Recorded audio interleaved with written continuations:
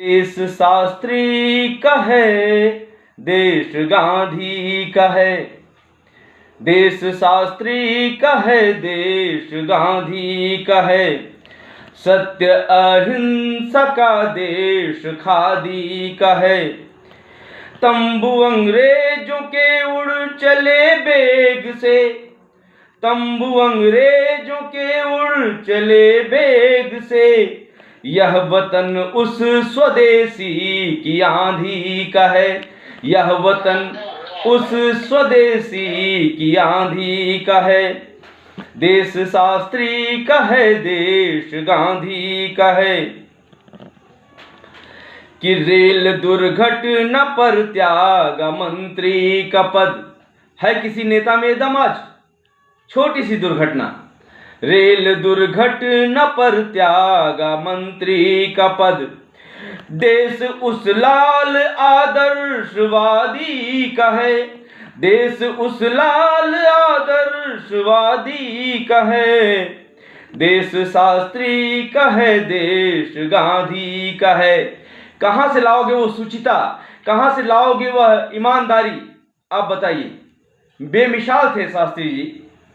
कुछ इस तरह कि अन्न की है कमी व्रत रखूंगा मैं भी, अन्न की है कमी व्रत रखूंगा मैं भी। देश मुखिया की उस दृढ़ मुनादी का है, देश मुखिया की उस दृढ़ मुनादी का है। देश शास्त्री का है, देश गांधी का है। सत्य अहिंसा का देश खादी का है। चढ़ गए फांसी इनकलाब कहते हुए, चढ़ गए फांसी इनकलाब कहते हुए। चढ़ गए फांसी इनकलाब कहते हुए। भगत सुखदेव बिस्मिल उन्मादी का है। देश शास्त्री का है, देश गांधी का है। कि जेलों में जलियांवाला में थी जो बनी। आदरणीय आपका ध्यान चाहूंगा कि जेलों में जलियांवाला में थी जो बनी। जेलों में जलियांवाला में थी जो बनी। राष्ट्रभक्तों की अगणित समाधि का है, राष्ट्रभक्तों की अगणित समाधि का है। देश शास्त्री का है, देश गांधी का है। सत्य अहिंसा का देश खादी का है। कि आंदोलन में अनशन हुए आमरण। आजकल की तरह आमरण अनशन नहीं कि टॉयलेट में जूस का पाउच रखा रहता है, लोग अनशन से उठते हैं, तरोताजा होते हैं, फिर वापस आकर बैठ जाते हैं। महीनों महीनों अनशन हुआ करते थे और मृत प्राय हो जाती थी शरीर। ऐसे गांधी को मैं नमन करता हूं, ऐसे गांधी को मैं प्रासंगिक बताता हूं इस देश के लिए। कि आंदोलन में अनशन हुए आमरण, आंदोलन में अनशन हुए आमरण। आंदोलन में अनशन हुए आमरण।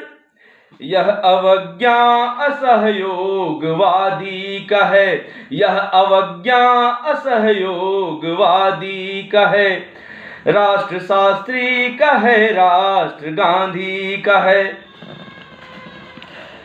कितनी सदियों से शोषित तिरस्कृत दलित, कितनी सदियों से शोषित तिरस्कृत दलित। कितनी सदियों से शोषित तिरस्कृत दलित।